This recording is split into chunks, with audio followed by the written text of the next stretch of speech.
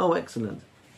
How lovely. If I'm flying a plane, and my plane, I'm worried to be caught by the radar. On the radar, so you fly low, and then if you fly low, then you won't be picked up by the radar.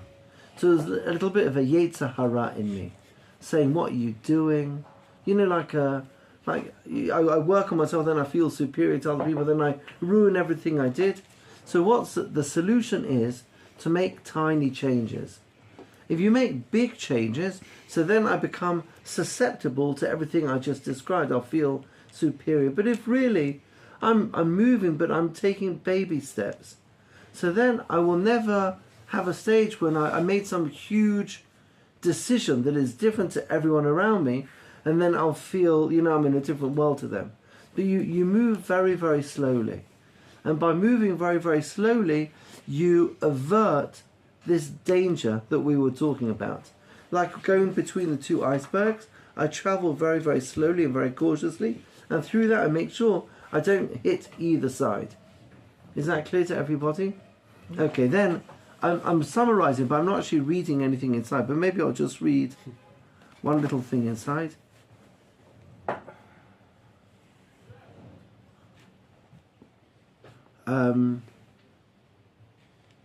Well, true, there's only a... Okay, he says, Yesh lanu od inyan gadol b'ma'asim ketanim. What's the value in doing small things? Heim einam ma'orim et koach hamerida. Like, I don't know, that inside me that feels I'm making big changes, it doesn't wake up. Let's say I never ever daven before, never opened a siddur, and then I make this drastic decision. I'm going to get up at sunrise every morning and pray for 2 hours, and then daven mincha for an hour, and then daven mariv for another hour. So yesterday I had, sort of 24 hours in my day, and today I have 20 hours because I'm spending 2 hours davening in the morning, an hour in the afternoon, an hour in the evening. So that's unsustainable, because you're going to say to, what are you doing? Like, why have you shifted like this? But if, let's say, I say I'd like to pray a little bit more. So before I go to bed, I'm lying on my bed, no one else knows about this. Before I go to bed, I'm grateful to God, and I say, Shema Yisrael Hashem Elokeinu Hashem Echad. Does that take 4 seconds, 5 seconds? And then when I wake up in the morning, I say, Modeh ani lefanecha melech elkai v'kam shechazarta mishpati v'chemla rabam. I thank God for returning my soul in the morning. So in total, that takes 40 seconds. That's not like a huge shift in my life. That's a tiny step. I don't feel different to everyone around me. I just tiny steps. And by doing the tiny steps, I avert all the dangers that might happen if you make huge shifts. Is that clear to everybody? So he says like this. He says, Hem einam ma'orim et koach hamida, hamekabel la'atzmo eze davar gadol hamachbid alav. If you take on something which is too big for you, Barabot hayamim hu yargish mitav et koach hamerida ha'olech mitgaber alav.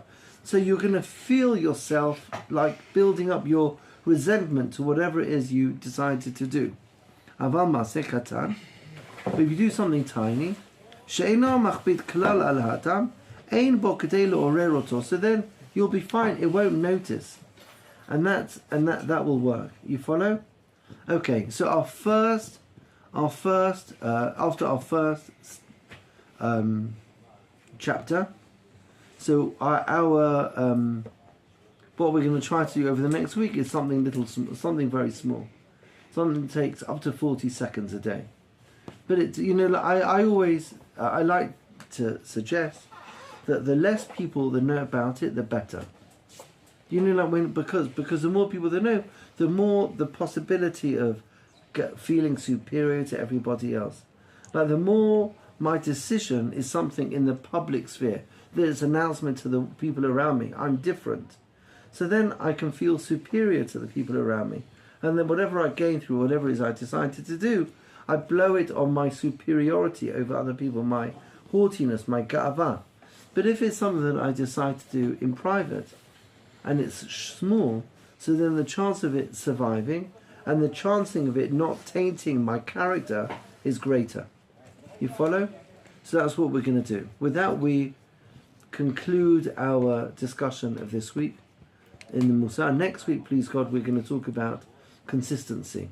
Hitlamdut. That will be our topic for next week. But before we conclude, any comments, questions? Arot? Yeah, I have a question. Oh, excellent. Shmuel. Yes, that's me. I don't quite understand the example, because my decision to make myself work more is a decision towards the good. It can be that I will feel superior, but sometimes this decision is made because of certain factors that you see that you want to improve yourself, and maybe you don't feel superior to these people, but you see the flaws that it brings when you are with these people. So that means sometimes you just need to distance yourself, or just let's say distance yourself from these people in order for you to grow. So maybe it's just a matter of the example, but I don't know if my question is clear. No, I do understand what you're saying. Yeah, so it has to be like this, that you're always feeling better than someone. I think it's very dangerous to feel better. Maybe I'll explain a bit better, or not. Just share something else. Let me quote something I once heard from Shlomo Carlebach. Are you familiar with Shlomo Carlebach? I've heard of him, yeah. Shlomo Carlebach was a rabbi who died about 30 years ago. The song that we sang at the beginning of our lesson is from him. So Shlomo used to talk about different types of friends. You know, I have different types of friends. And he said, a good friend is somebody who, when I'm with them, I want to be good. You know, there's certain people, I mean, it's true of all of us, but, you know, it's true of all of us. Different people draw out different strengths inside me. I even notice in my private life, you know, if I'm talking to this person, I might use these words, and if I speak to somebody else, I might use those words. For example, I can tell you in this classroom here, no one has ever sworn. No one has ever used a curse word here in this room. It's amazing. But I don't want to say terrible things. It's possible that there are people in this group, not this particular group, this is a group of tzaddikim, but I'm saying it's possible that in a previous group there were people who, in other contexts, they might have used language that they would not. So what is it that makes me use this language in this context and that language in that context? It's what other people draw out of me. So Shlomo used to say, a good friend is somebody who, when I'm with them, I want to be good. Meaning they bring out the best in me. When I'm with them, I have like integrity. I don't lie. I don't cheat. I don't make fun of anybody. I don't embarrass anybody. You know, I behave with integrity. That's the strength. That's what they bring out of me. My best friend, in brackets, he says, is somebody who just being in their presence makes me into a good person. I'm not trying. It's just their presence makes me into a better person. So I feel, to go back to what Shmuel's saying, there could be people in our lives that draw us down. That's not what I'm talking about. I'm not talking about, let's say, there are people who are a negative influence on me. And I'm actually quite interested in, in a sort of breaking my contact with them. But not because I feel superior to them. On the contrary, I might feel bad for them. I feel they're drawing me down. So that's not what I'm talking about over here.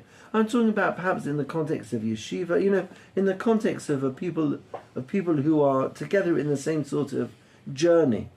When I push myself, like in a way that I don't know, makes me feel I'm a little bit better than everybody else. There is a concept in halakha, maybe that's what he's alluding to, of yohara. Yohara is showing off. And I think that's what he's trying to avoid over here. But what you're talking about is distancing yourself, I think, from people who pull me down.